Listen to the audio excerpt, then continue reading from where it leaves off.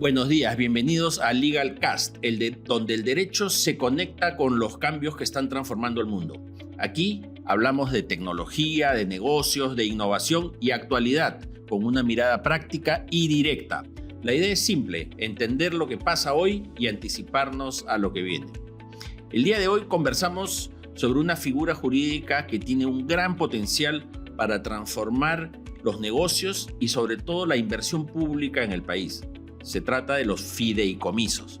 Como invitado especial tenemos a Paulo Gomitre, director de Sun Business Law y CEO de la fiduciaria. Bienvenido, Paulo. Hola, Abel. Buenos días. Gracias por la invitación.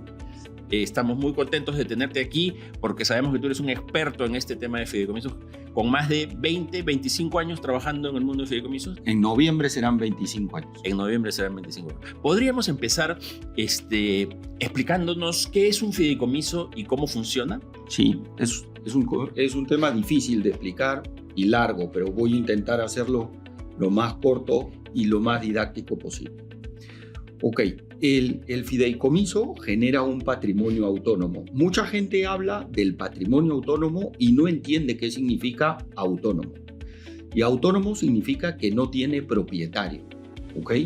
Entonces el fideicomiso constituye, como esto es un post de temas legales, el fideicomiso genera o se basa en un nuevo derecho real llamado dominio fiduciario, ¿ok?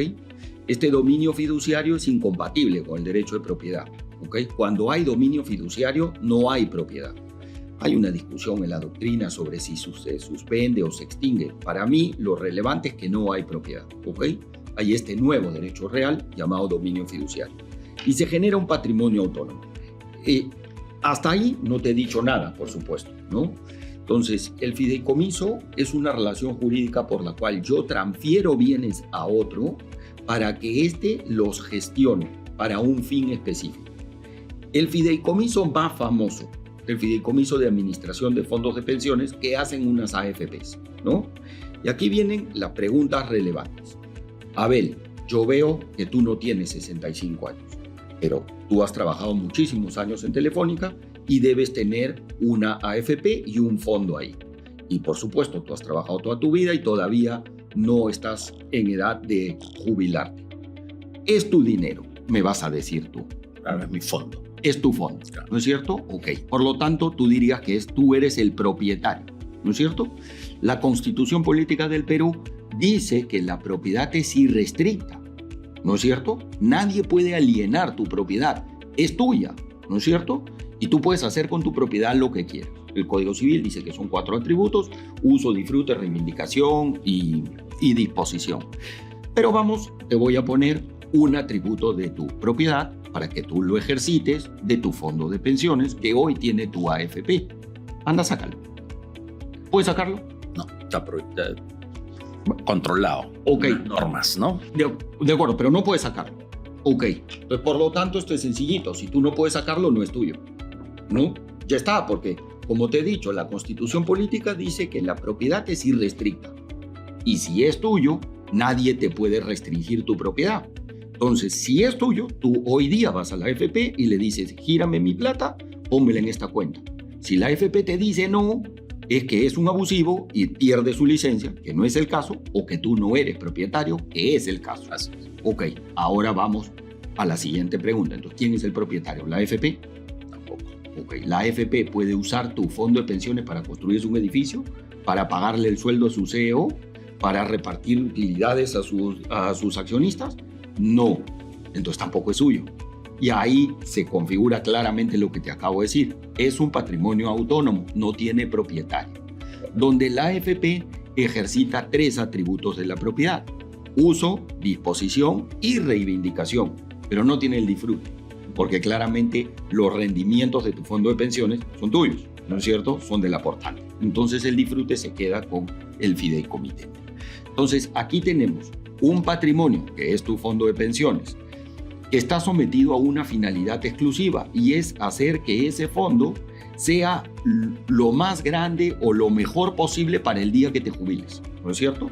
Entonces desde nuestros 25 años empezamos a poner plata ahí y lo que tiene que hacer la AFP es buscar en la mejor medida que eso se rentabilice y se vuelva más grande para que a tus 65 años tengas la mayor cantidad de dinero posible, ¿ok? Siempre bajo un marco de riesgos controlado, ¿no? Supervisado por la superintendencia. Entonces, mire este tema relevante. La AFP no puede hacer lo que quiera con tu fondo. O sea, el fiduciario no puede hacer lo que quiera con el patrimonio. Claro, tiene una serie de reglas, instrucciones. Correcto. Hay un montón de reglas para él ejercitar estos atributos de la propiedad, pero no es propietario, ¿no? Él ejercita dominio fiduciario. Entonces, ya vamos descubriendo algunas cosas de las AFPs. Hay alguien que aporta bienes. En el caso de las AFPs y de todos los fideicomisos, entonces ese se llama fideicomitente. En las AFP se llama aportante, ¿no? Y él lo que transfiere es una porción de su remuneración. Pero en los fideicomisos bancarios puedes aportar tu casa, cualquier activo. Cualquier activo. Flujos, tu casa, tu carro, los derechos de cobro de un contrato, ¿no? Lo que quieras. Ok. Entonces, ese fideicomitente aporta. Un fiduciario, que es un ente técnico supervisado, que lo gestiona en cumplimiento de las instrucciones. Y un fideicomisario, que es aquel que va a recibir los beneficios del fideicomiso o la razón por la cual se constituyó el fideicomiso. Entonces, cuando hablamos de fideicomiso, la gente muchísima gente no lo relaciona con el término que te voy a decir ahora, que todo el mundo sí conoce, el trust, ¿no? Entonces, el trust anglosajón, todo el mundo sabe, no, eso es para temas hereditarios, yo le doy mi plata a un fiduciario y este fiduciario se asegura que mis hijos puedan disfrutar de esos bienes la mayor cantidad del tiempo y qué sé yo. Entonces, eso es. O sea, en realidad es eso, ¿no? Y permíteme que te haga otra pregunta. Nos dices que las AFPs son un tipo de fideicomiso, el trust es otro tipo de fideicomiso. ¿Qué otros tipos de fideicomiso existen? Ok. En el Perú y en el mundo en particular hay 4 tipos de fideicomisos. ¿Okay? El fideicomiso de administración de fondos de pensiones, que hacen unos fiduciarios llamados AFPs. El fideicomiso de inversión, que hacen unos fiduciarios llamados sociedades administradoras de fondos mutuos. ¿Okay? O sea, los fondos mutuos son fideicomisos. Fiduciarios. Son fiduciarios las sociedades. ¿Okay? Ese es el fideicomiso de inversión propiamente dicho. El fideicomiso de titulización, llamado en Perú, securitización en Argentina, securitization en los Estados Unidos, titularización en Colombia, ¿no? Que es traer a valor presente flujos futuros o derechos de cobro futuros. Eso es el fideicomiso de titulización representados en bonos, ¿no? Emite valores, claro. ¿Ok? La titulización. Y para todo lo demás, donde encaja el trust, está el fideicomiso bancario. Se llama bancario porque está regulado en la ley de bancos y porque es supervisado por la SBS. Porque, ojo, las AFP son supervisadas por la SBS, las sociedades administradoras de fondos mutuos por la SMB y la titulización también por la SMB, ¿no? La Superintendencia de Mercado de Valores. Y el otro por la SBS. Entonces tenemos 4 tipos de fideicomiso, 2 regulados por SBS y 2 regulados por SMB.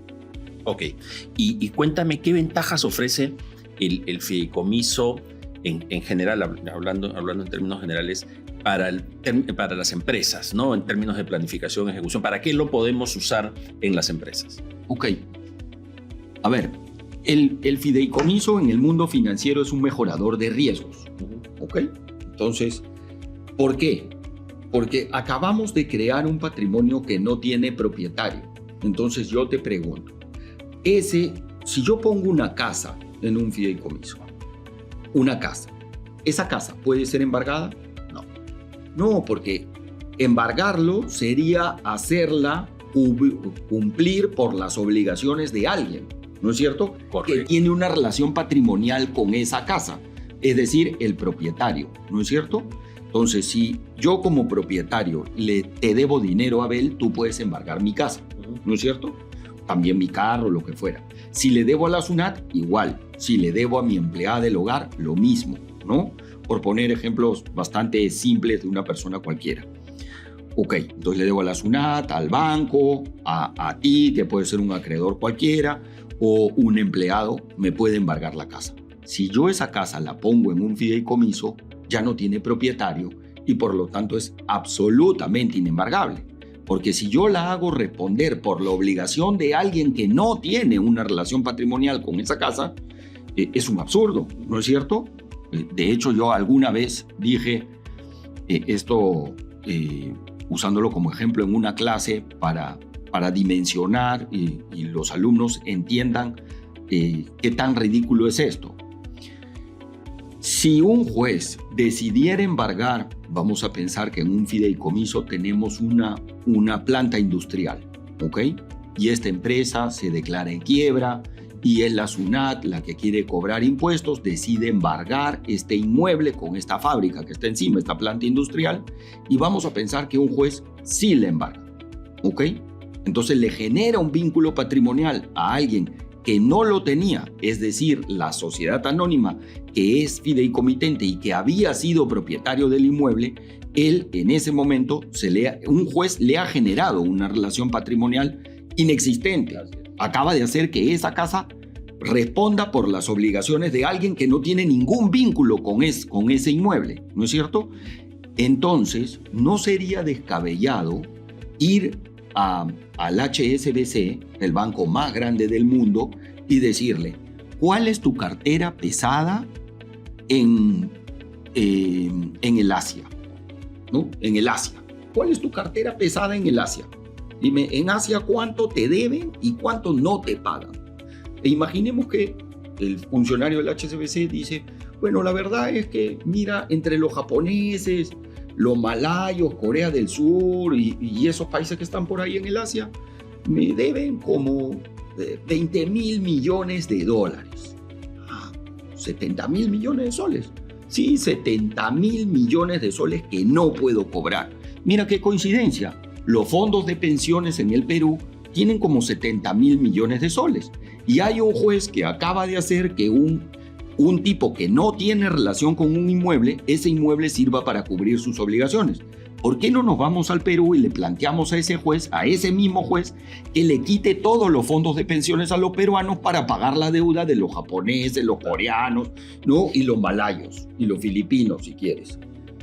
Claro, alguien diría eso es descabellado, pero un juez lo acaba de hacer en el Perú, porque dijo que un fideicomitente que ya no tiene ninguna relación patrimonial con ese inmueble, ese inmueble debe cubrir sus obligaciones frente a la SUNAT. Bueno, entonces que los fondos de pensiones cubran lo que te acabo de decir. Claro, sin entrar mucho a los detalles de este caso que me parece bien interesante, asumo que es porque el juez piensa de alguna forma que este fideicomiso ha sido simulado para escapar del cumplimiento de esta obligación. Pero aparentemente no ha tenido en cuenta que para constituir un fideicomiso hay que registrarlo, hay que cumplir ciertos plazos de publicidad que justamente buscan asegurar que los acreedores que se sientan afectados puedan contradecir su creación o impedir su creación, y que una vez cumplidos estos plazos ya no hay nada que hacer, se rompe el vínculo de propiedad. Sí, si un fiduciario es diligente, va a publicar su fideicomiso por 3 días consecutivos en el peruano, inmediatamente constituido el fideicomiso. Y eso lo que hace es le da inicio a un plazo de caducidad de acción, claro, ¿ok? Que es 6 meses. Entonces, cualquier acreedor que sienta que este fideicomiso se ha hecho en fraude suyo, tiene 6 meses para demandar, ¿ok? Y demanda la nulidad del fideicomiso. El fideicomiso quedará nulo, ¿ok? Muy bien, tiene 6 meses para demandar. Y en esa demanda o en ese proceso tiene que probar 2 cosas. Una es bastante sencilla, que es acreedor, ¿no? Pero la segunda y más complicada tiene que probar el fraude. Así es. Yo te pregunto, ¿cómo pruebas el fraude? Claro. ¿No? Entonces, yo siempre uso este ejemplo en mi clase. A ver, este era un sujeto que durante los últimos 20 años, ¿no?, le había pedido un préstamo revolvente a un proveedor, ¿ok? Y este proveedor le deja insumos para su fábrica por $20 millones, ¿ok? Entonces, esta fábrica tiene permanentemente dentro de sus almacenes 20 millones de dólares en insumos en crédito, ¿ok? Al crédito, no paga, ¿ok? Los usa para su industria, ¿muy bien? Y le debe por los últimos 20 años. Y resulta que este sujeto va a pedir un préstamo al banco 20 años después por $1 millón y el banco le dice, de acuerdo, te presto el $1 millón y quiero como garantía tu fábrica que vale $20 millones, ¿ok? Entonces la relación deuda-garantía es 20-1, ¿ok? Muy bien. Y se constituye el fideicomiso y se publica, ¿de acuerdo? El sujeto, el proveedor que tiene la deuda de 20 millones, se opone al fideicomiso, se publica, se hace todo y él presenta su demanda y dice yo soy acreedor. Antes de que él termine de decir que es acreedor, el dueño de la fábrica dice sí, él es mi amigo, yo lo quiero mucho, en los últimos 20 años me ha dejado $20 millones dentro de mis almacenes y yo le debo, por supuesto, toda la vida le debo, siempre le debo 20 millones, yo consumo uno y él me vuelve a dejar uno, es mi acreedor. Bueno, pero usted ha hecho este fideicomiso para no pagarlo. No, yo he hecho el fideicomiso porque me lo ha pedido el banco. Y yo necesitaba ese millón para mejorar la maquinaria porque estaba perdiendo competitividad, ¿no? Y luego le preguntan al banco, oiga señor, usted es un abusivo, ¿cómo puede ser que haya hecho una garantía 20-1? Y él dice, no, yo soy cauto porque el dinero no es mío, es de los ahorristas. Y entonces yo tengo que cautelar el dinero de los ahorristas y por lo tanto, ¿en qué momento ser cauto con el dinero de mis ahorristas me convierte en un delincuente que comete fraude para que el señor no pueda cobrar? Hasta ahí, claramente no hay fraude, ¿no es cierto? Claro. Ninguno. Pero si el sujeto, el proveedor, le había iniciado un proceso de cobro porque estaba atrasado, ¿hay fraude, sí o no? Ahí sí, ¿no es cierto? Ok, si no inició un juicio, todo es gris, ¿no? Y va a depender un poco, y es lo peor que te puede pasar en este país, del criterio de un juez. No, claro. Claro, y ahí sí, entonces, sin comer. Claro, o sea, es complejo, ¿no es cierto? Pero si demandó, por supuesto que hubo fraude. Y cuéntame, los fideicomisos también se pueden usar como garantía para algunos proyectos, ¿no? Volvamos, ¿no? Teníamos 4 estancos, ¿no? El de administración de fondos de pensiones, ese es uno. El de los fondos mutuos, es el otro, el fideicomiso de inversión, las titulizaciones y en el bancario. Ajá.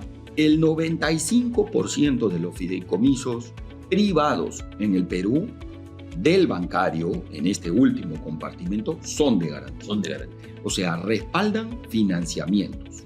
Ok. Ok. Entonces, volvamos. Un ejemplo sencillo. Ok. Abel, yo te pido un dinero prestado, ¿sí? Y te constituyo una hipoteca sobre mi casa. ¿De acuerdo? Perfecto. Y al día siguiente le pido dinero a otra persona y no le pago. La pregunta es, ¿esa persona puede embargar mi casa que está hipotecada a tu favor? Sí, por supuesto, ¿no es cierto? La va a embargar. Ok. ¿Cuánto es el valor de la casa en promedio o cuánto has escuchado alguna vez en un remate judicial? Me imagino, 20, 30%. 30%. Ok. Ese 30% no va a cubrir tu obligación. Así es. ¿No es cierto? Y entonces tú y yo tenemos una relación, yo contigo no estaba atrasado, te venía pagando mi crédito hipotecario, todo bien, todo felices, pero resulta que un tercero se acaba de meter en nuestra garantía, la ha rematado y por supuesto que tú has perdido porque la casa se va a vender en 30% y eso no va, y tú vas a cobrar primero porque eres el acreedor hipotecario. Así es. Seguramente este sujeto no va a cobrar nada, ¿no? Pero si ese sujeto no es un privado, sino un público, a él no lo mueve cobrar, en realidad lo mueve a hacer lo correcto. Claro. ¿No? Si fuera un funcionario público, lo que te trato de decir es, si fuera la SUNAT, lo va a rematar, ¿no es cierto? Sí. De todas maneras, a él no le importa cobrar, sino rematar, entonces va a rematar. Y ha perjudicado tu garantía y tu recuperación. Ahora, y se ha perjudicado. Correcto. Y ahora metamos eso en un fideicomiso. ¿El señor lo va a poder embargar? No. ¿La va a poder rematar? Ok. Acabas de generar una garantía exclusiva para ti, ¿no es cierto? Perfecto. Primera ventaja del fideicomiso, ya tienes una garantía exclusiva. Entonces a ti no te importa lo que yo haga con el resto de mis acreedores, eso no va a afectar tu garantía. Tienes una garantía exclusiva. Por lo tanto, tienes un menor riesgo. Sí. Y si tienes un menor riesgo, la tasa es el reflejo del riesgo. Claro. ¿No es cierto? Entonces, mejoro mi posición. Si yo te pido un crédito hipotecario, me voy a inventar, tú me dices 10%. Pero si yo te digo que estoy dispuesto a darte mi casa en fideicomiso, la tasa debe ser menor. Y por lo tanto, tú tienes una mejor garantía y yo tengo una mejor tasa. Okay, o sea, los dos hemos ganado, ¿no es cierto? Pero ahí no termina. Recordemos que te había dicho al principio que si yo tengo que el fiduciario tiene disposición sobre los bienes en fideicomiso, ¿no es cierto? Ok. Entonces ahora imagínate que yo no te pago, ¿ok? Ya tenemos un fideicomiso, lo tenemos, ¿ok? Y yo no te pago, ¿de acuerdo? Un segundito, ¿cuánto tiempo tomaría ejecutar una hipoteca? La hipoteca se ejecuta a nivel judicial, ¿no es cierto? Hay que ir al juez, hay que pedir. Promedio en el Perú, 6.5 años. ¿Okay? 6 años, 6 meses. Promedio, ¿eh? Con suerte, te salen 6. Con mala suerte, te salen 7, ¿no? 7 años. Durante esos 7 años, tú no vas a cobrar nada. Si lo que yo te pagaba como crédito hipotecario era para que comas, ¿no es cierto?, vas a morir antes de los años 7, ¿no? Antes del 7º año que se habrá ejecutado la casa. Ok, ahora hablemos de un fideicomiso. Ya no tienes una hipoteca y por lo tanto el incumplimiento no te va a generar una expectativa de recuperación en 7 años porque estamos con un fideicomiso. Tú le vas a enviar una carta al fiduciario y le vas a decir, señor, Paulo me ha dejado de pagar 2 cuotas, mi contrato de crédito dice que si él me deja de pagar 2 cuotas hay que vender la casa. Señor fiduciario, salga a vender. El fiduciario publica en el periódico y listo. Vendo casa, ¿no? Entonces viene alguien, mira la casa y se ejecuta. ¿Cuánto tiempo crees que toma? Lo normal de una venta privada, no sé, serán algunos meses. Mira, muy rápido, 3 meses. Claro. Muy lento, 6 meses. Contra 7 años. Claro. ¿No? Entonces, la segunda ventaja del fideicomiso. La segunda ventaja del fideicomiso y la ejecución es privada. Entonces, mientras que si yo te digo, si a ti te llama el banco y te dice, oye Abel, estoy vendiendo una casa, tiene que ser precio de remate. Así es. Porque te la está vendiendo un banco, ¿no es cierto? Pero si te llama un corredor y te dice, Abel, estoy vendiendo una casa, tú no piensas en el... Claro, tú piensas en el precio de mercado. Ok, esa es también otra tercera ventaja. Y se usa, me dices tú, el 80% de los fideicomisos bancarios son de garantía. 95% de los fideicomisos bancarios son de garantía. Y de este 95%, ¿cuántos son privados y cuántos son del Estado? No, yo solo te he hablado privados. Solo privado. El Estado utiliza este tipo de fideicomisos para garantizar algunas obras, algunas operaciones. No, el Estado no usa el fideicomiso de garantía. Pide a sus proveedores fideicomisos. Se hizo una modificación en la Ley de Contrataciones y Adquisiciones del Estado como consecuencia de Lavallato y el Club de la Construcción. ¿Okay? Esto es un tema muy sencillo. Tú y yo sabemos que en Lavallato estaban las constructoras más grandes del Perú y en el Club de la Construcción todas las demás. ¿No? Ya está. O sea, todas las demás. Ergo, el sistema financiero mira con malos ojos a las empresas involucradas en investigaciones por corrupción. No vamos a decir que sean corruptas, pero están involucradas en investigaciones por corrupción. De hecho, en el Perú, esto empezó en el año 2016, estamos a 2025, han pasado 9 años y todavía no hay ningún sentenciado por nada. Así, ¿no? Bueno, sí, Cuba, que se ha fugado, ¿no? Ya, el que era ministro. El que era viceministro, sí, de transportes. Ok. Entonces, volvamos. El Estado, entonces, se encontró en la Ley de Contrataciones y Adquisiciones del Estado anterior, se decía, yo licito una obra. Vamos a poner un ejemplo sencillo, 10 millones de soles, ¿ok? ¿En qué consiste la obra? También lo vamos a poner en un ejemplo sencillo, construir una posta médica. ¿Ok? Una posta médica en un centro poblado, 10 millones de soles. ¿Ok? Hay que ponerle luz, agua, desagüe, todo. ¿Ok? a ser el centro médico de este centro poblado por 10 millones de soles. Entonces, si el Estado licita una obra de 10 millones de soles, lo que decía el Estado era que el ganador tenía que darle una fianza por el 10%. Correcto. O sea, 1 millón. Entonces, la empresa constructora que gana esa licitación va a un banco y pide que le otorguen una fianza por 1 millón y se le entrega al Estado. Hasta ahí, el Estado tiene los 10 millones en su bolsillo y 1 millón por si acaso, ¿no? Claro. Y en el mundo anormal, porque esto no es lo normal, en el mundo anormal, el contratista empieza a construir con su dinero, ¿ok?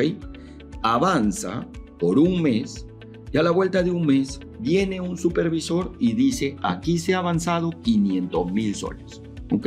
5%. Entonces le dicen al Estado, oiga, señor Estado, usted ya tiene 500,000 soles valorizados dentro de su tierra.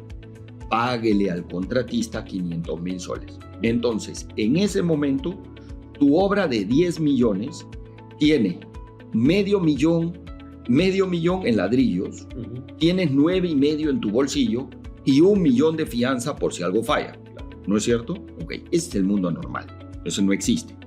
¿Cómo es el mundo normal? El mundo normal, inmediatamente suscrito el contrato, el contratista dice quiero un adelanto directo de 3 millones, ¿ok? 30%. Me adelantas, adelanto directo, ¿ok? Eso quiere decir que yo hago lo que quiero con esos 3 millones, no tengo que justificarte nada, eso es adelanto directo, dámelos y yo veo lo que hago. Pero yo estoy obligado a entregarte una fianza por esos 3 millones. Correcto. ¿Ok? Entonces, por lo tanto, tú sigues teniendo 11 en el ejemplo, ¿no? Porque ya me diste 3, pero yo te he dado una fianza por 3. Recordemos que una fianza, la ejecución de una fianza es sencillita, ¿no? Tú le mandas una carta al banco y le dices, desembolsame mis 3 millones y el banco te va a desembolsar. No puede cuestionarlo, solo puede desembolsar. ¿No es cierto? Ok, listo. Pero hay otro que es 3 millones por adelanto de materiales. Entonces yo tengo que justificarte que en mi obra hay cierto tipo de materiales que yo tengo que contratar hoy y me los van a entregar en un plazo para que no se afecte el plazo de la obra. ¿Ok? Entonces, no sé, los vidrios. Tú no puedes ir a comprar vidrios en una medida en particular hoy y que te los entreguen esta tarde. Así es. ¿No? Eso se tienen que fabricar porque son en una medida y puede tomar cierto tiempo. Tiene que haber pagos adelantados, es toda una planificación. Así es. Entonces, el contratista le dice al Estado, esto es lo que voy a hacer con estos, necesito estos 3 millones para materiales, específicamente esto que tengo que contratar ahora, y el Estado le dice, no hay ningún problema, entiendo tu problema, toma, valga la redundancia, toma tus 3 millones, pero el contratista le tiene que entregar otra fianza por otros 3 millones. De tal forma que una vez que está suscrito el contrato, yo contratista tengo 6 millones en mi cuenta, pero tú Estado tienes 7 millones en fianzas, ¿no? Y 4 millones en tu bolsillo. O sea, sí, el Estado siempre está cubierto. Está cubierto y sobrecubierto, ¿no es cierto? Ok. Se modificó esa ley. Ya. Se modificó esa ley porque los contratistas no podían conseguir fianzas. A raíz de todos estos problemas de las investigaciones. Correcto, del Lavallato y el Club de la Construcción no conseguían. El sistema financiero dijo, a ti no te doy fianza. Ya no te doy, ¿no? Y no te voy a dar, ni vuelvas, porque no te voy a dar, ¿ok? Entonces dijeron, pero ya pues estamos entrampados porque no podemos brindarle servicios al ciudadano, no podemos darle lo que necesita el ciudadano, colegios, hospitales, carreteras, lo que fuera, porque no conseguimos nadie que cumpla con las reglas de la ley. Entonces hay que cambiar la ley. Y la cambiaron. Y dijeron, a partir de ahora ya no hay fianzas. ¿Ok? ¿Se elimina o se dice es una opción adicional? Creamos una opción nueva. Vamos a generar una nueva opción que ya no tiene fianzas. Ok. La opción B. Ya. Y la opción B, siguiendo con el ejemplo que acabamos de hablar, dice, oye, mira, ese milloncito, esa fianza por el 10%, ese millón, lo vas a ir construyendo del dinero que yo te desembolse. O sea, ni siquiera tú tienes que tener 1 millón Claro. para contratar, sino de lo que yo te doy, tú vas construyendo dentro de un fideicomiso. ¿Ok? Ok. Y segundo, esos 6 millones que yo te daba contra fianzas, ahora los puedes poner en un fideicomiso. ¿Ok? El Estado dice, yo Estado contrato un fiduciario y le doy los 6 millones. El día cero, le doy los 6 millones al fiduciario. ¿Ok? Y yo también soy fideicomisario, soy fideicomitente y fideicomisario, o sea, soy el constituyente y el beneficiario para hablar en términos sencillos, ¿ok? Y eso, perdóname, y eso implica que yo le digo al fiduciario, estas son las reglas que tienes que cumplir Sí. respecto a este dinero. Correcto. Este dinero se mueve en estas condiciones. Correcto. Correcto. Sí, ¿ok? Muy bien. Como el fiduciario no sabe de obras mecánicas, electromecánicas, hospitalarias, educativas, no sabe, porque Claro. el fiduciario es un ente financiero, no es un ente técnico de ese tipo. Entonces, el fiduciario necesita a alguien que lo ayude. Y eso es un supervisor, ¿ok? Ese supervisor va a verificar esos usos de fondos, ¿ok? Él va a verificar, va a revisar y va a autorizar la salida de fondos. La ley dice que el Estado pone los 6 millones y que esos 6 millones salen bajo la sola instrucción del supervisor. Ah, ok. ¿Ok? El Estado no puede paralizarlo. No tiene ese derecho. Una vez constituido el fideicomiso, él no puede decir no le des. Claro. ¿Ok? El fiduciario, si recibe una autorización del supervisor, le va a dar. ¿Ok? Muy bien. Entonces ahora tenemos que, siguiendo con el ejemplo, se firmó el contrato de obra. ¿Te acuerdas? El contrato de obra. Y en ese momento el Estado tenía 1 millón. Ahora, en este caso, se firma el contrato de obra y el de fideicomiso y el Estado no tiene nada, ¿no? Luego decíamos, en ese mismo momento, el Estado le otorga 6 millones al contratista y el Estado tiene fianzas por 6 millones, de tal forma que él tiene en cash o rápidamente en cash, sumimos 10 millones, porque 6 eran afianzados y 4 no. Ya, ahora no, ahora los 6 millones los tiene el fiduciario. Okay. El Estado tiene menos 6. El Estado tiene menos 6, ¿no es cierto? Así es sencillo, tiene menos 6. El contratista tiene capacidad de disponer de esos 6 con un supervisor. Ok. Entonces, la ley no es mala, obviamente tiene buenas intenciones, ¿ok? Pero tiene que adaptarse pues al Perú, ¿no? Entonces, en el mundo perfecto, sigamos, el contratista, siguiendo con el ejemplo, le dice al supervisor, oye, tengo que comprar los vidrios por 3 millones, autorízame girar los 3 millones para pagar, para entregarle la plata a Furukawa, a Miyasato, el que fuera, a GP, el que fuera, ¿no? Entonces, listo, le entrega la plata. En el mundo privado, Abel, inmediatamente se le pide a ese proveedor que otorgue una fianza por lo que ha recibido. Ok. Ok, de tal forma que el fideicomiso giró 3, pero tiene una fianza por 3, esperando a que Furukawa, Miyasato entregue los vidrios, ¿no es cierto? En caso de incumplimiento, recupero los 3 millones. No perjudico el patrimonio. Okay. En el mundo público eso no se está haciendo. Okay. Eso no está ocurriendo. Okay. Entonces le giran y ni siquiera se lo giran al proveedor. En el mundo privado, porque existen estos fideicomisos para obra privada, así se ha hecho el aeropuerto. Claro, yo no le giro al constructor, no. Le giro al proveedor. Correcto, ¿no? Le giro a Miyasato directamente y le digo, toma tus 3 millones y dame mi fianza por 3 millones. Eso en el mundo privado, porque así se ha hecho la ampliación, el nuevo terminal del aeropuerto se ha hecho con fideicomisos, todo, ¿ok? Pero en el mundo público, no. Entonces, y se le entrega directamente al constructor. Al constructor y no al proveedor. Y no se le pide garantía. Ok. Ok, entonces listo, ya le entregaron la plata, ya.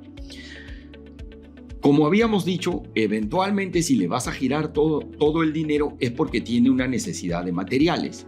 Y si hicieras el símil con el otro esquema, podría ser hasta 3 millones, no los 6. Pero aparentemente lo que está ocurriendo hoy día es que sí le giran los 6.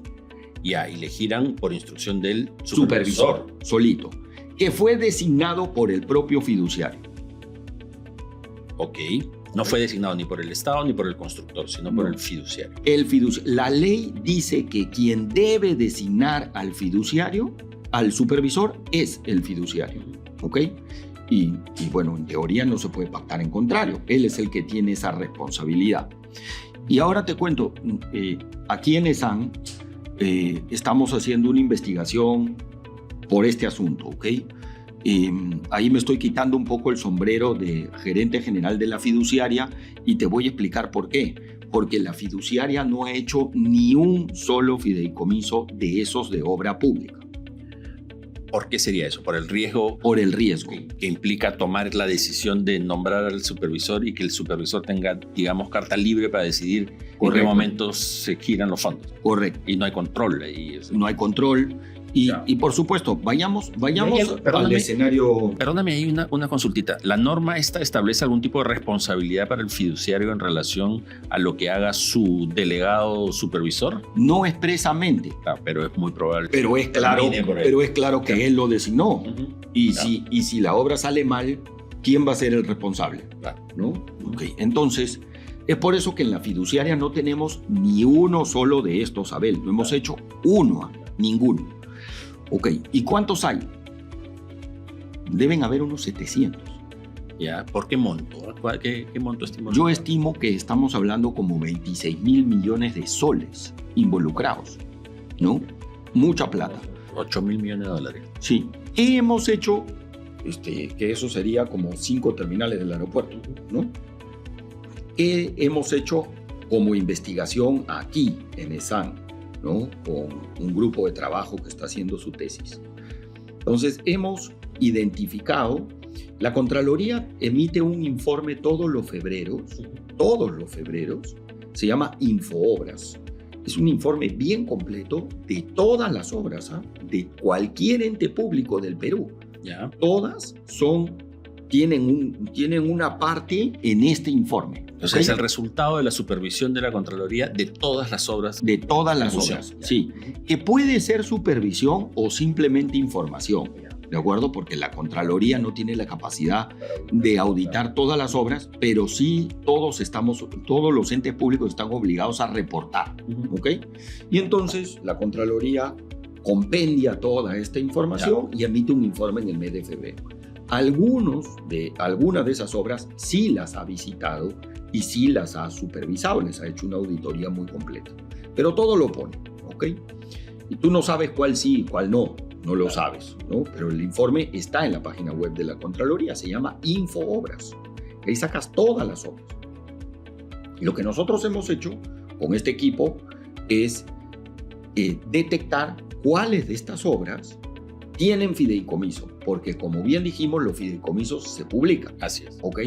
Y entonces, si tú ves que, me voy a inventar, la municipalidad de Chumbivilcas solo tiene una obra y hay un fideicomiso constituido por la municipalidad de Chumbivilcas, es claro que esa obra es la del fideicomiso, ¿no es cierto? Porque hay una.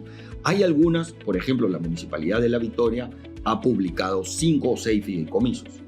Y creo que tiene 10 obras. Entonces tú no puedes hacer el match, ¿ok? Estamos con esa dificultad, estamos pidiendo a la Contraloría que ellos mejoren su reporte y pongan en su reporte si tiene fideicomiso o no, ¿ok? Muy bien, pero ya en estos casos hemos logrado hacer el match, ¿no? Ya identificamos, es esta obra que tiene un fideicomiso, ¿ok?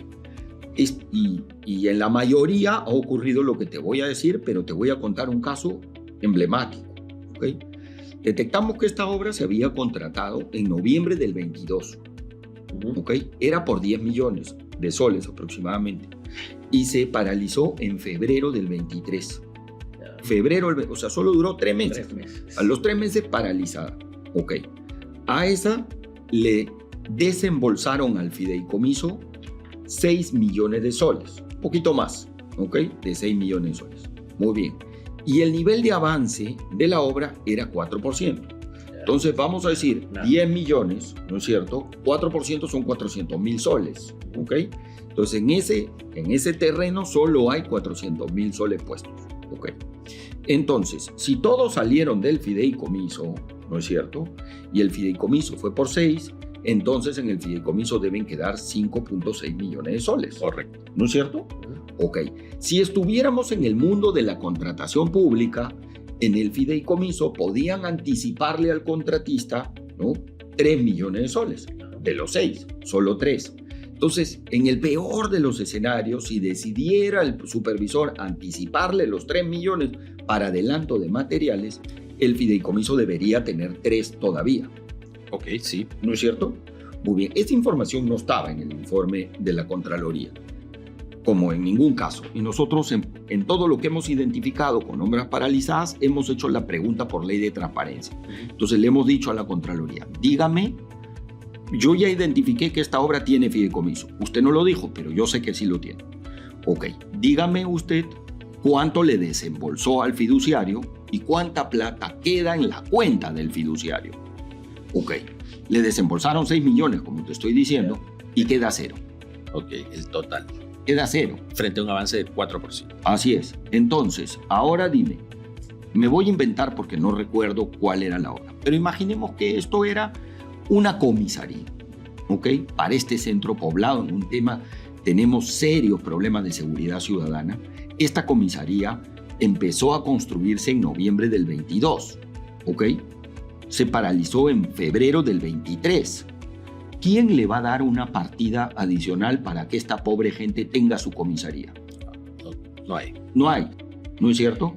¿Y de dónde va a salir la plata para construir la comisaría? O sea, la necesidad existe, se identificó, se le asignó una partida y la plata se ha desvanecido. Exacto, pero como tú bien dices, el uso del fideicomiso, de este tipo de fideicomisos en el mundo privado funciona Perfectamente. porque la estructura está diseñada de otra forma que garantiza la seguridad de la entrega de los flujos, garantiza que si yo desembolso ese flujo regresa por si es que hay un incumplimiento del proveedor.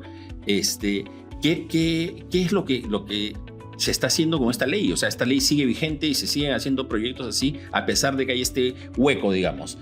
¿Hay algún proyecto de ley, alguna iniciativa para...? Hay un mes donde se han publicado más de 50 contratos de fideicomiso de este tipo, ¿no? De este año, te estoy hablando de este año 2025, más de 50 fideicomisos de este tipo que tienen estas serias deficiencias, ¿no? Yo espero que rápidamente, por ejemplo, en este caso que es emblemático, ¿no es cierto? O sea, claramente han desaparecido 5.600.000 del Estado. Y esta desaparición se da con la conformidad del supervisor, me imagino. Entonces el supervisor debe haber dado algún informe diciendo hay sustento para hacer este desembolso. Yo me imagino que el fiduciario ha cumplido con su deber fiduciario, claro, y es solo entregar la plata si el supervisor que él designó no se lo indica. Ajá. Ok. Ya sabemos que la plata no está, claro, ¿no es cierto? Okay. ¿Qué problema? Ahora hay que encontrar responsables por esto, ¿no? Exacto. Y en un país como el nuestro, ¿no?, en que tenemos tantas deficiencias de infraestructura, tantas deficiencias de seguridad, como tú decías, da mucha pena que el dinero público desaparezca de esta forma, ¿no? A pesar de que se hacen esfuerzos por mejorar las estructuras financieras, la forma de contratación, se dan facilidades para que fluyan los negocios. ¿Qué crees tú que está faltando? Tú que tienes, ya no hablando necesariamente del fideicomiso, sino en general de la expansión de infraestructura, en general el crecimiento de infraestructura en el país, ¿qué crees que estaría faltando o cómo podría, mejor dicho, ayudar el fideicomiso para aliviar la brecha de infraestructura que tiene el Perú? Abel, carreteras. Uh-huh. Todas las concesiones de carreteras inmediatamente te otorgan un peaje, ¿no es cierto? Ok. Yo te pregunto, ¿cuántos de esos peajes hoy día privados no tienen fideicomiso? ¿Lo sabes? Ni idea. Ninguno. Ninguno tiene fideicomiso. Ninguno no lo tiene. No lo tiene. Ya, todos tienen fideicomiso. Todos. O sea, esas carreteras han sido construidas con un fideicomiso y además me imagino que el flujo, el peaje... Es el repago de la inversión. Claro. Ok, ya. Entonces, primera, tú estás hablando de infraestructura, carreteras. Sí. Ya, todas las carreteras concesionadas, el peaje lo gestiona un fiduciario. Es más, te puedo decir nombres. El de Villa es Scotiabank. Línea Amarilla, la fiduciaria. El de Ancón, BCP, ¿no? El del norte, una parte del norte, Fiduperú, y más al norte, la fiduciaria nuevamente. Por hablar, IRSA Norte, IRSA Sur. ¿no? En el lado de carreteras, aeropuertos, también nos has dicho que el aeropuerto de Lima también se hizo con fideicomiso. El aeropuerto Jorge Chávez, el original, se hizo con un fideicomiso gestionado por Citibank. Okay. Todos los fideicomisos de aeropuertos del Perú, ADP, en el Perú solo existen 3 concesionarios privados de aeropuertos. LAP, Lima Airport Partners, ADP, que tiene básicamente aeropuertos en el norte, y Aeropuertos Andinos, que tiene aeropuertos en el sur. Todos tienen fideicomiso. Todos tienen fideicomiso. He visto también que se han usado estructuras fiduciarias para lo que es la ampliación de la frontera agrícola, ¿no? Para todo lo que es irrigación, también se han usado fideicomisos. Bueno, el fideicomiso Olmos, el proyecto Olmos, y la gente no dimensiona qué significa Olmos. ¿Okay? Esto es bien interesante porque ahí es donde te das cuenta de cómo algo puede transformar un país. ¿Tú sabes cuántas hectáreas de tierra están sembradas en Ica, en Villacurí, en Salas Guadalupe? Okay. Ica tiene más o menos 40.000 hectáreas de tierra que se han desarrollado a lo largo de 30 años. ¿Ok? Durante 30 años se desarrollaron los valles de Ica agroindustriales, ¿no? Y se tienen más o menos 40.000 hectáreas de tierra. Y eso hizo que el Perú sea el primer exportador de espárragos del mundo. ¿Ok? Y ahora de arándanos. Bueno, ya casi no hay espárragos, todos son arándanos ahora. Ok, muy bien. ¿Sabes cuántas hectáreas de tierra se implementaron en Olmos? ¿Cuántas? 38.000. ¿Y sabes cómo?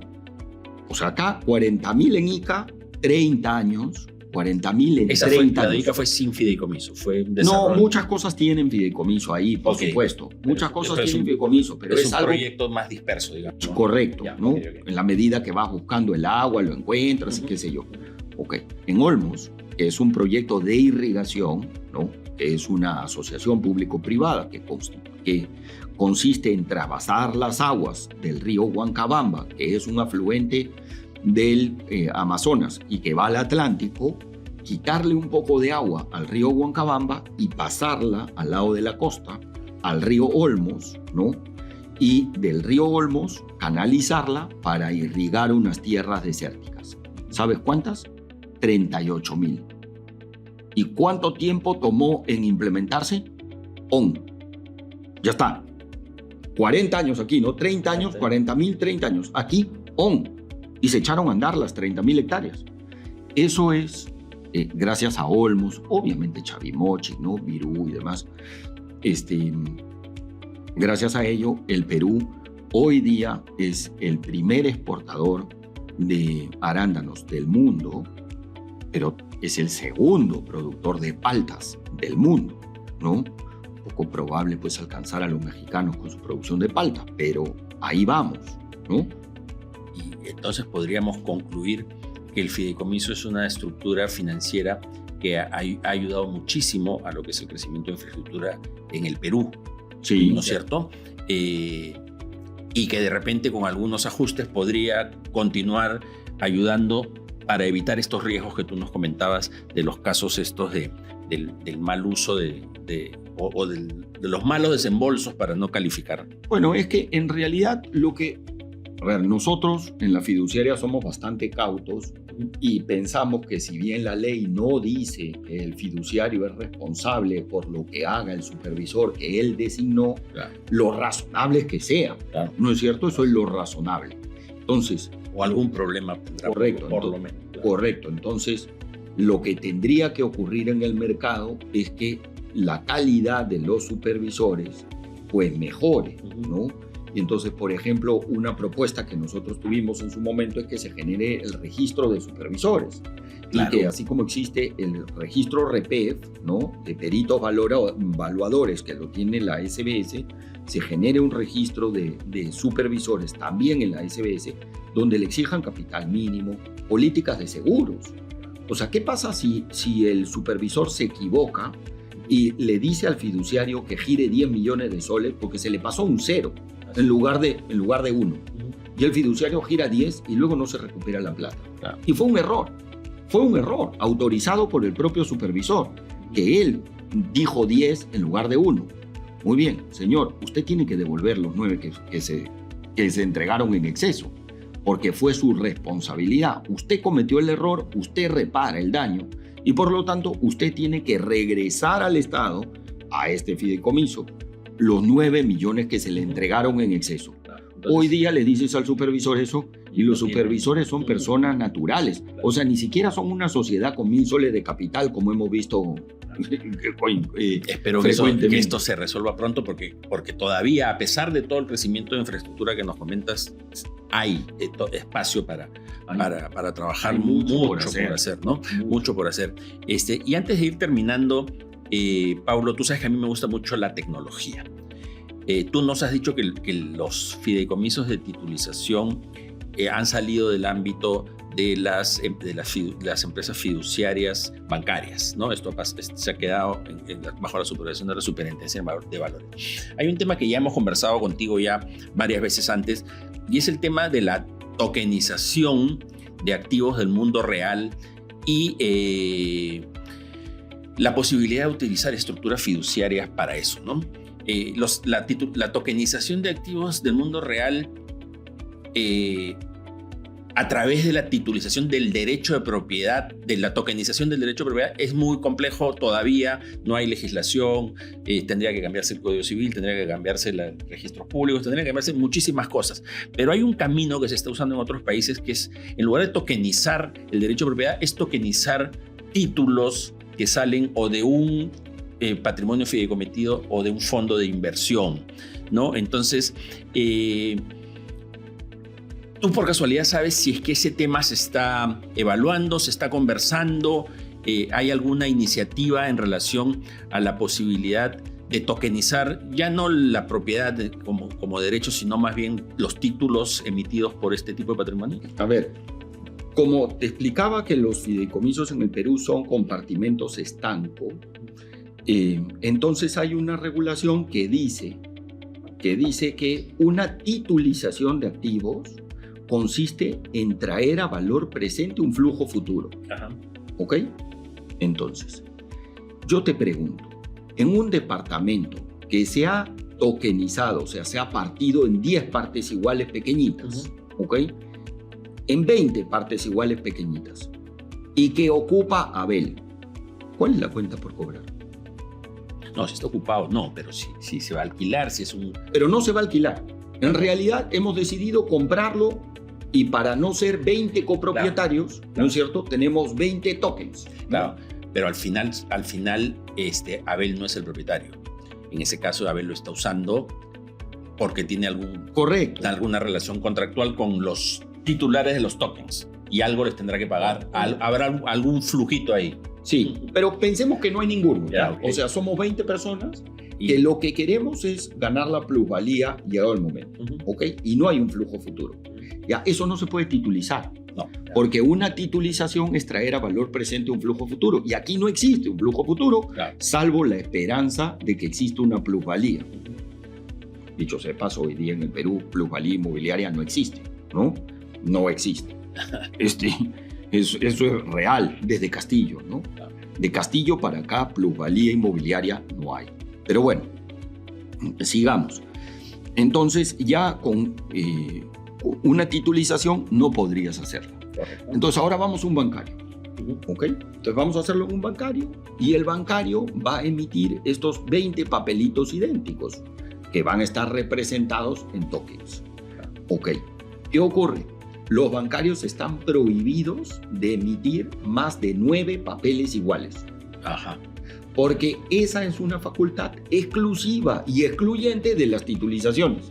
Ok, estamos entrampados en este momento. Entonces, en este momento no se puede hacer eso en el Perú porque estarías vulnerando leyes. Así es. Si lo hace una titulización, la titulización no tiene un flujo futuro que titulizar y por lo tanto hay un precedente de observancia obligatoria emitido por la SMB, que es el único que ha emitido la SMB en toda su historia, o sea, desde que existe la superintendencia, no sé si la CONACEF lo hizo, pero la ASMB solo tiene un precedente de observancia obligatoria y dice, señor, si usted mete un inmueble en una titulización y emite un papel, eso no es titulización. Y por lo tanto, usted, sociedad titulizadora, va a perder su licencia.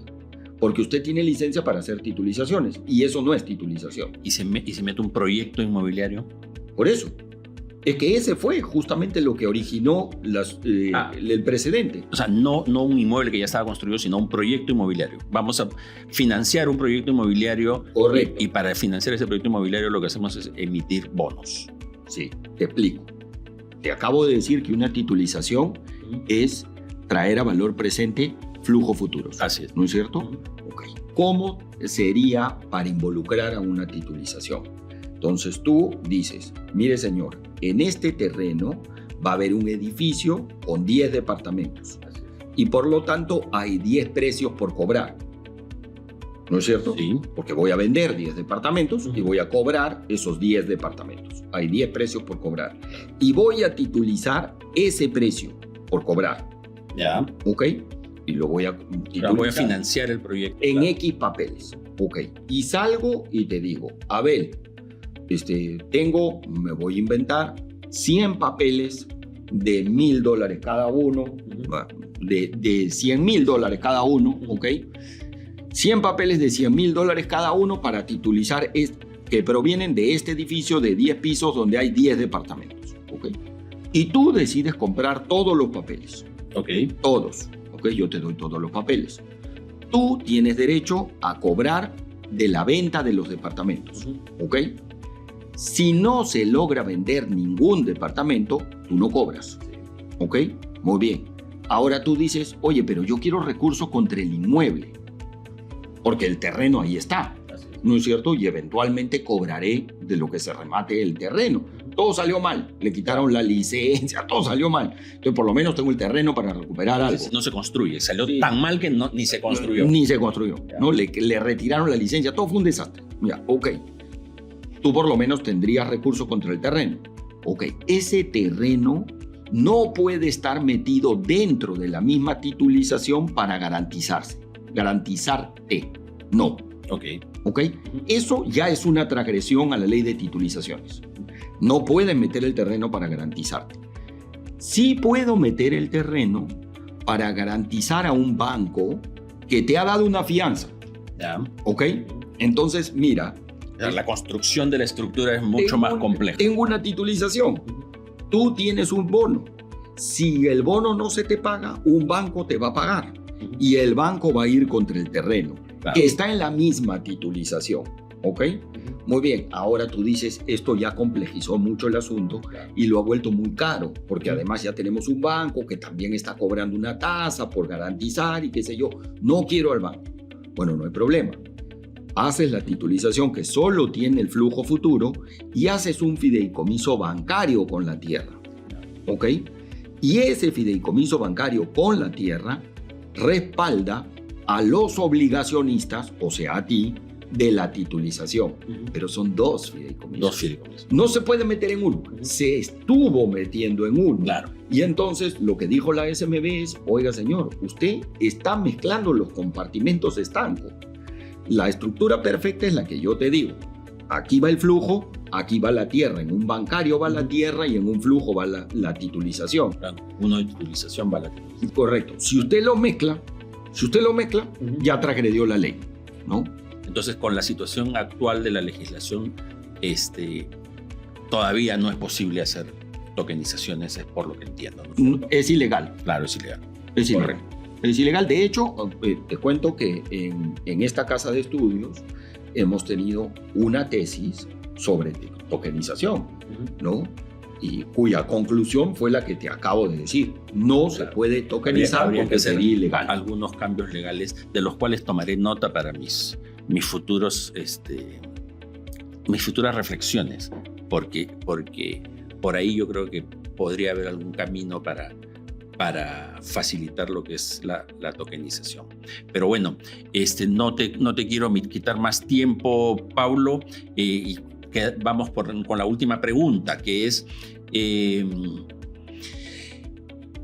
¿cómo ves el futuro, ya no solo del fideicomiso, yo quisiera que me des una visión más amplia de las estructuras financieras, como el fideicomiso o alguna otra que tú tengas en mente. ¿Cómo ves el futuro con la legislación tal como está hoy? ¿Qué faltaría para que el flujo financiero o el financiamiento de proyectos de envergadura sea más fácil? Porque yo siento que hay mucha necesidad de infraestructura, es muy complejo financiarlo, y nuestros mercados en realidad todavía son muy chiquitos, no siento que falta algo en esta rueda para que gire más rápido. ¿Qué pensarías tú que faltaría? ¿Cómo ves el futuro si no hacemos nada? ¿Y qué deberíamos hacer para que nuestro futuro sea más brillante? Es bien interesante tu pregunta, porque nosotros tenemos un pasado reciente brillante, ¿no? Tú recordarás que entre el 2006 y el 2011 este país creció algunos años en tasas de 2 dígitos, 12% al año. Y entonces la pregunta es, ¿por qué no volvemos ahí? ¿No? Y lo cierto es que nos hemos preocupado desde 2011 hasta hoy por destruir todo lo que funcionaba, ¿no? Entonces, mira, nosotros empezamos a construir los fondos de pensiones en el año 94 y son los fondos de pensiones los que han financiado toda la infraestructura de este país, ¿no? Entonces, los fondos de pensiones que tienen muchísimos recursos de los trabajadores y que necesitan ser rentabilizados en estructuras sólidas, serias y rentables, ¿no? Se utilizaron para ello, ¿no? Entonces, tenemos pues fondos de pensiones que han financiado centros comerciales, fondos de pensiones que han financiado clínicas privadas, ¿no? Tenemos fondos de pensiones que han financiado, por supuesto, carreteras, puertos, aeropuertos, y eso hoy día no tenemos la capacidad de canalizar una masa importante de dinero de los fondos de pensiones, que son los recursos más baratos en el mercado, hacia este tipo de infraestructuras, porque los hemos perforado con 7 salidas, ¿no? Y hemos destruido la rentabilidad. O sea, esta es la profecía autocumplida, ¿no? O sea, este es el tipo que dice, resulta que Abel es malo, ¿no? Y le dice, Abel es malo, Abel es asesino, Abel es malo, y lo presiona, le quita su trabajo, le quita su cosa, le quita su casa, lo presiona, hasta que llega el día en que Abel lo mata y se convierte en malo porque lo llevaron ahí, ¿no? Entonces, es más o menos eso, porque acá hemos satanizado las AFPs hasta más no poder, ¿no? Todo el tiempo. Y hoy día las AFPs generan unas rentabilidades ridículas porque se están recuperando de la falta de liquidez, de haber tenido que pulverizar sus inversiones para atender todas las salidas. Venderlas a la mala. Claro, vender a la mala porque los obligaron a hacerlo, ¿no? Entonces, ese es un primer problema, ¿no? O sea, tenemos perdóname, que de repente lo podríamos resumir en un tema político, ¿no? Porque esta perforación de las AFPs y la satanización de las AFP viene del lado político. Sin duda. Lo cual además me parece ridículo, ¿no? Porque tú y yo sabemos que el 80% de la población de este país o el 80% de la economía de este país es informal. O sea, 80% de la gente no tiene AFP. Así es. Y te estás preocupando de las AFP cuando deberías preocuparte del 80% de la población que no tiene AFP. Correcto. ¿Y qué cosa vas a hacer con ellos para que el día de mañana tengan algo? O sea, buscas destruir lo que funciona, ¿no? Cuando debería preocuparte de generar algo que atienda al 80% de la población que no va a tener nada. Es lo que pasa también con el sueldo mínimo, ¿no? Que te empiezas a preocupar del sueldo mínimo, que es el sueldo mínimo de aquel 20% correcto, que tiene trabajo. Claro. Mientras tienes el 80% sin sueldo siquiera, ¿no? Sin duda. O un sueldo menor al sueldo mínimo. Sin duda. Es la visión, sí, entonces, errada. Ok, tú me hablas de financiamiento. Entonces, para financiamiento, lo que necesitas es de dónde va a venir la plata. Ok, yo te digo, la fuente más barata que existía en este país ya no existe. Esas eran las AFPs, ¿no? todas las carreteras las han financiado las AFP, los puertos, todo lo han financiado las AFP, pero hoy día esa fuente no existe. Ok, entonces ¿a dónde tenemos que ir? Bueno, La bolsa. nos vamos, Muy chiquita. no, muy chiquita, vas a emitir unos bonos. ¿De quién? Sí, pues. O sea, ¿quién va a emitir unos bonos? ¿No? Entonces, una empresa constructora que va a ganar una licitación y se va a volver en concesionario, ¿quién le va a comprar un bono? Si están todas involucradas en los casos de corrupción que te acabo de contar. Entonces, eso tampoco va a ocurrir. Entonces, estamos yendo nuevamente al mercado financiero, a los bancos. Y el deber de los bancos es cuidar el dinero de los ahorristas. Y por lo tanto, sus tasas son más altas que el mercado de capitales. Muy bien. Lo otro que tenemos que hacer es abrir el mercado. Eso sí ha ocurrido, por suerte, con la bolsa, ¿no? Con la integración de la bolsa regional. Y entonces hoy día tenemos un traslado de capitales, de excedentes, ¿no? De ahorro, digamos, de Chile, de Colombia, que pueden venir al Perú, de México, se pueden trasladar fácilmente. Eso está muy bien. Ojalá un político no lo destruya mañana. Pero eso está muy bien, esa integración y que hoy día se puedan invertir en papeles en la bolsa de cualquier sitio. Pero ¿qué está ocurriendo? Está ocurriendo que nosotros estamos invirtiendo fuera, ¿no es cierto? Claro, en lugar de que otros inviertan adentro, ¿no? Entonces tenemos un problema de liquidez en el mercado y además con esta apertura hemos conseguido que los peruanos tengamos mejores inversiones, claro. Mejores oportunidades de inversión. Más seguras, claro, mejores oportunidades de inversión, pero que no están aquí, están en otro lado. Entonces eso por el lado de capitales. Y por el otro lado tenemos un problema de calidad de la gente que tiene que desarrollar los proyectos, ¿no? Entonces debemos preocuparnos por hacerle sencillo a una constructora inglesa que se instale en el Perú, a una constructora holandesa que se instale en el Perú. Hoy día es muy difícil, ¿no? Es muy complicado. Yo escuchaba que durante el gobierno de Fujimori, para implementar un proyecto minero en el Perú, se necesitaba conseguir 18 papeles, ¿no? ¿Y ahora en cuántos estamos? 368. Sí, pues. Complicado, pero bueno, no perdamos las esperanzas y sigamos trabajando para hacer un país mejor. Te agradezco mucho, Paulo, por acompañarnos.